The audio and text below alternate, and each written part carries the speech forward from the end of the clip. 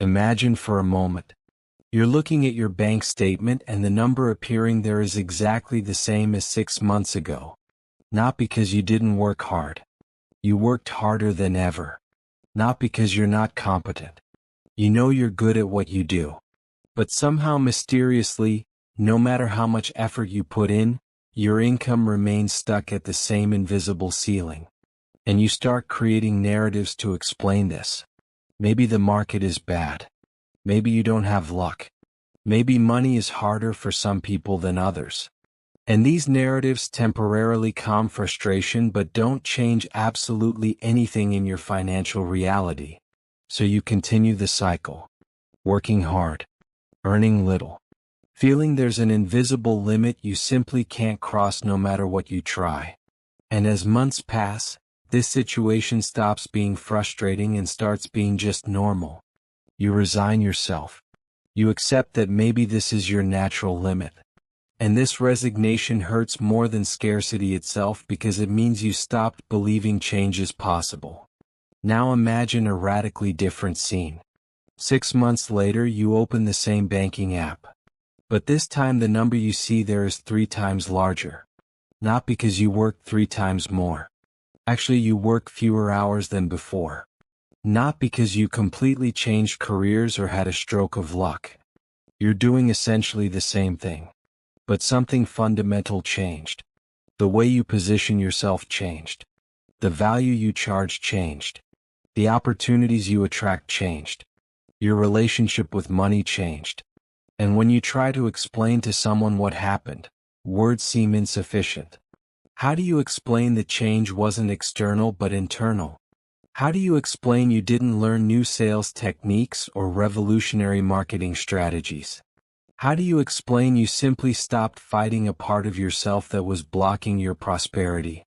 How do you explain shadow integration to someone who's never heard of Carl Jung? So you often just say you got lucky or things improved. But you know the truth. You know what changed was internal. You integrated parts of yourself that were exiled.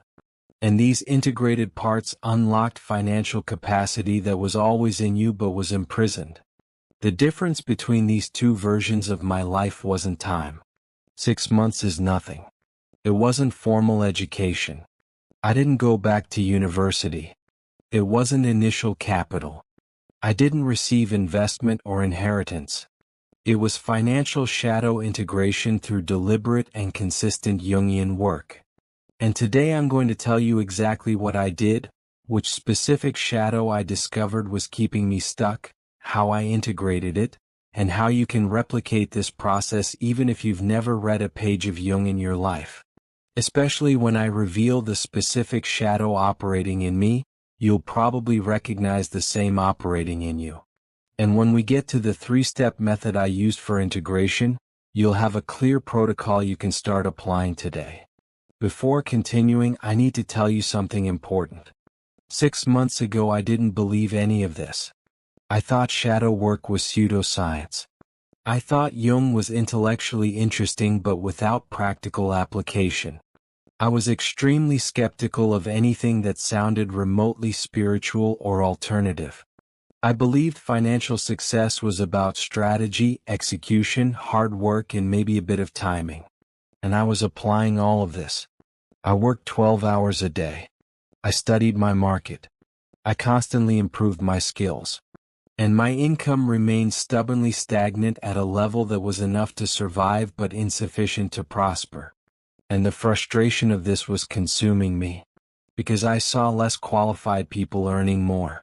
I saw less dedicated people having more success. And I didn't understand why. Until one day, in a casual conversation, someone mentioned I had a strange relationship with money. That I seemed to want and reject simultaneously. And this observation irritated me deeply. Because obviously I wanted money. Who doesn't? But this person insisted. She said I consistently undercharged. That I undervalued myself in negotiations. That I demonstrated visible discomfort when someone offered me more than I asked. And when she listed these behaviors I couldn't deny. They were true. But I had rationalized them in 1,000 different ways.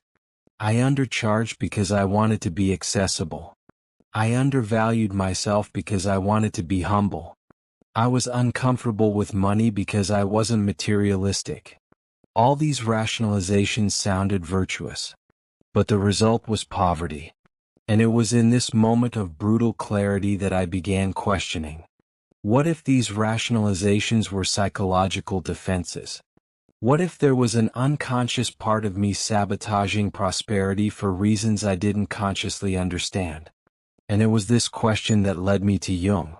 Not because I initially believed, but because I was desperate enough to try anything. And what I discovered in the following months changed not just my income. It completely changed how I understand human functioning. Jung proposed we all have a shadow. A part of the psyche containing everything we reject about ourselves. And this shadow isn't just trauma or fear. It also contains qualities we judge as unacceptable but that are actually essential for complete functioning. And in my case, the quality I had exiled to the shadow was ambition.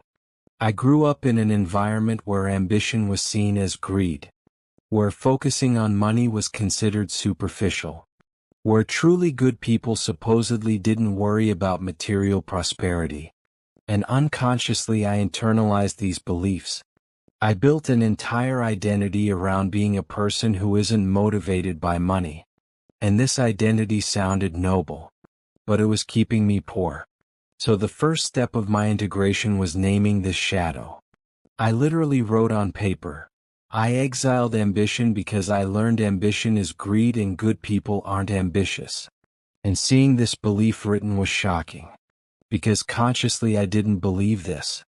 Consciously I knew ambition and greed are different. But unconsciously, at the deepest layer of my psyche, they were fused. And every time I had opportunity to earn more, my shadow activated. It created physical discomfort. It generated guilt. It whispered that if I earned more I'd become a worse person. And to relieve this discomfort, I sabotaged. I undercharged. I rejected opportunities. I kept myself small. All unconsciously. And naming this pattern was the first step to breaking it. But naming isn't enough. Jung emphasized integration requires active dialogue with the shadow. So the second step I took was starting daily conversations with this part of me. Every morning for 15 minutes I sat and literally spoke out loud with my shadow. And this seemed completely ridiculous initially. I felt idiotic talking to myself. But I persisted. And gradually, something extraordinary began happening. Answers started coming. Not as literal voices, but as insights emerging during these conversations. And what my shadow told me was devastating and liberating simultaneously. It told me it was protecting me from becoming like my uncle. My uncle was a financially successful person but emotionally distant. He had money but had no genuine connection with anyone. And when I was a child, I repeatedly heard my family criticizing him, saying he chose money instead of family, saying he sold his soul for success. And a part of me at 7 or 8 years old made an unconscious decision. I won't be like him. I'll be poor but have my soul. And this decision operated silently for decades, creating a financial glass ceiling I didn't know existed. And when my shadow revealed this during these morning conversations, I cried. Not from sadness, but from relief. Because I finally understood. I finally saw the mechanism keeping me stuck. And seeing the mechanism is 50% of the cure. But the other 50% requires action. And the third step I took was deliberate experimentation with behaviors my shadow feared. I started small. Very small. I had a client paying a specific amount for my services. And I decided to ask for 20% more at renewal. Just 20%. Not double. Not triple. 20%. And the fear that arose when I was about to send that email was disproportionate. My shadow panicked. It told me the client would reject me. That I'd seem greedy. That I'd lose not just the increase but the entire client. And for a moment I almost backed down. But then I remembered the protocol. I paused. I breathed. I said to my shadow out loud, I know you're afraid, but we're going to do this experiment. And if the client rejects, we survive. And if he accepts, we've proven fear was bigger than danger. Are you with me? And then I sent the email before I could think more. And you know what happened? The client accepted without questioning. He simply said okay and continued the conversation. And this experience broke something fundamental in my psyche. Because my shadow had predicted catastrophe. But reality was neutral. Nobody judged me. Nobody rejected me. I asked for more and received more. Simple as that. And this experiential evidence was infinitely more powerful than any logical argument could have been. Because I wasn't convincing my shadow intellectually. I was showing through experience its fear was outdated. That the belief asking for more would transform me into my uncle was wrong. That I could have financial ambition and maintain my humanity. And as I repeated this experiment several times in following weeks, each time with slightly larger increments, my shadow's resistance decreased dramatically. It began trusting financial growth didn't mean moral death. And when this trust established, something remarkable happened. Opportunities began appearing. Not magically, but because I stopped unconsciously sabotaging or rejecting them. A client offered me a larger project than usual. Normally I would have said I was too busy or wasn't the right person. This time I said yes. Another person asked my rate for consulting. Normally I would have given a low number. This time I gave a number reflecting my real value. And she accepted without hesitation. And gradually, over 6 months, these small yes and these fair prices accumulated. And my income didn't double. It tripled. But here's what's crucial to understand. It wasn't just about charging more. That's the superficial manifestation. What really changed was internal. I integrated a part of me that was exiled. I reclaimed ambition as legitimate quality instead of moral defect. I stopped operating under the unconscious belief that poverty is virtue. And when these internal changes solidified, external changes became inevitable. Because you can't sustain external poverty when you have integrated internal abundance. Your external reality eventually reflects your internal psychological state. And this isn't mystical law of attraction. It's solid Jungian psychology. When you stop blocking your own capacities, these capacities naturally express themselves. And capacity expression generates value. And value generates reward. Simple as that. So let me give you now the exact protocol I use so you can replicate. It won't work overnight. It's not magic. But if you apply honestly for 6 months like I did, you'll see changes that will seem impossible retrospectively. Step 1. Identify your specific financial shadow. Don't stay vague. Don't just say I have blocks with money. Be brutally specific. Sit with paper and complete these sentences. When I think about earning more money, I feel. And when I ask why I feel this, the answer that emerges is, and if I earned much more than I earn now, I'd be afraid of becoming. Write answers without filter. Without editing. Without trying to sound rational. And what will emerge will probably surprise you. Maybe you'll discover you associate money with losing friends. Maybe you'll discover you fear financial success will transform you into someone you despise. Maybe you'll discover you unconsciously believe you don't deserve prosperity for some old reason. Whatever emerges, that's your shadow. Write it. Name it. Make it conscious. Step 2. Initiate daily dialogue with your shadow. Every morning for 21 consecutive days, separate 10 minutes to speak out loud with this part of you. And the dialogue structure is specific. You begin with validation. You say, I see you're afraid that if I earn more money, I'll become whatever you discovered in step 1. And this fear makes sense based on the experience or belief that created this fear. Then you thank. You say thank you for trying to protect me. I know you're doing this because you care about me.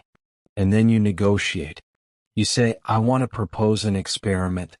What if for specific time period, we try specific behavior going against the fear and observe what happens? If you're right and this transforms me into a worse person, we stop. But if you're wrong and I manage to grow financially maintaining my integrity, we've proven the fear was outdated. Are you willing to try? And when you do this dialogue honestly every day, something loosens. Resistance decreases. It doesn't completely disappear, but it loses paralyzing intensity. Step 3. Execute micro-experiments of financial expansion. These experiments need to be small enough your shadow can't justify blocking them, but significant enough they prove a point. If you're a freelancer, increase your prices by 15 to 20% for the next client. If you're employed, ask for a conversation about salary adjustment. If you sell products, test a slightly higher price. If you provide services, charge for preparation time you previously gave free. And the crucial here isn't the money itself. It's the evidence you're collecting. Every time you do one of these experiments and survive, every time you ask for more and aren't morally destroyed, every time you charge your value and the world doesn't reject you, you're building evidence against shadow's belief. And accumulated evidence changes deep beliefs in ways logical arguments never can. Over 6 months doing these 3 steps consistently, you'll notice subtle but profound changes. You'll feel less guilt when receiving money. You'll negotiate with more firmness without feeling you're being unfair. You'll accept opportunities you previously would have rejected for reasons you'll now recognize were self-sabotage. And gradually your income will start moving. Not explosively. Not overnight. But consistently. And at the end of 6 months you'll look back and won't believe where you were. Now I need to tell you something important.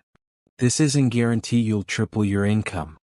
That was my specific result in my specific situation. Your result might be doubling. Might be increasing 50%. Might be more. Might be less. Depends on multiple factors including your market, your skills, your available opportunities. But what I can guarantee is this. If you do this work honestly, you'll remove internal blocks limiting your financial potential. And when you remove internal blocks, external capacity naturally expresses more. And this necessarily improves results. I can't promise specific numbers. But I can promise you won't remain where you are. Because persistent financial stagnation and presence of competence and effort always indicates psychological block. Always. And when you resolve the block, movement returns. Now let me anticipate some objections that might be arising. First objection. This seems too focused on mindset and little focused on practical strategy. Don't I just need to work more or learn new skills? And my answer is this. If working more solved it, you'd already have solved it. If new skills solved it, you'd already have solved it. Because probably you've already tried both. What you haven't tried is looking at the psychological component sabotaging application of all this work and all these skills. Jung isn't saying strategy and skill don't matter. He's saying they only work fully when there's no internal conflict blocking execution. Second objection. I don't have time to sit 10 minutes every morning doing internal dialogues. My life is too rushed. And my answer is this. You don't have time or you're not prioritizing. Because if your income tripled in the next 6 months, 10 minutes per day would be an absurdly small investment. What's really happening is your shadow is creating the objection to avoid work that would expose it. And that's exactly what shadows do.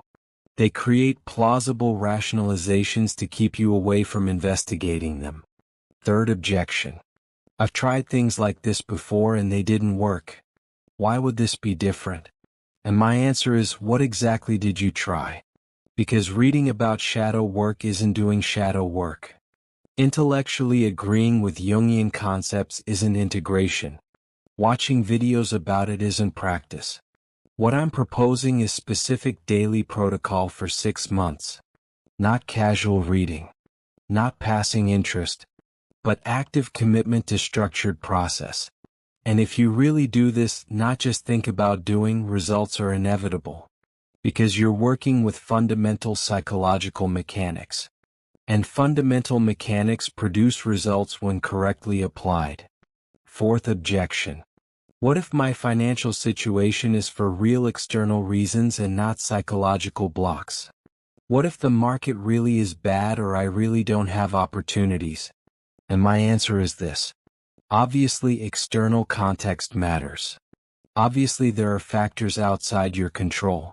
But even within difficult contexts, there's variation in results. Two people in the same difficult market with similar skills often have very different financial results. Why? Because one is operating with psychological blocks and the other isn't.